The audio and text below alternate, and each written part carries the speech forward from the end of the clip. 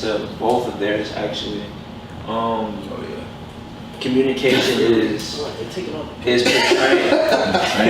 portraying what you feel or what you think, to someone else, and not just that. You have to be able to listen as well and understand where the other person's coming from, and that's, like you said, the respect. And like, if you're listening to people, like, you'll understand them, you'll learn about them.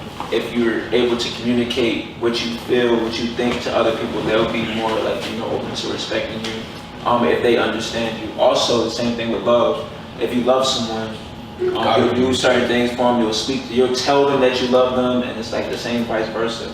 And with love, like, you have to like communicate, because love is big, and you got to be able to have both lines of communication open. And a part of communication that people fail to realize is communication isn't just necessarily words. It's also things that are unsaid, emotions, reactions, gestures, facial expressions. That's a part of communication. So if I'm piggybacking off what he said for respect, if I'm having a conversation with you and I can see your eyes rolling, or you're fidgeting, you're moving, you're not giving me the respect that I deserve in that conversation.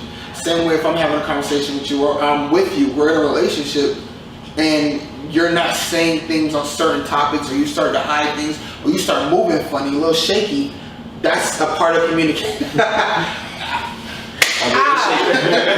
That's a part of communication that really is misinterpreted, because a lot of people don't take that as communication, but it is.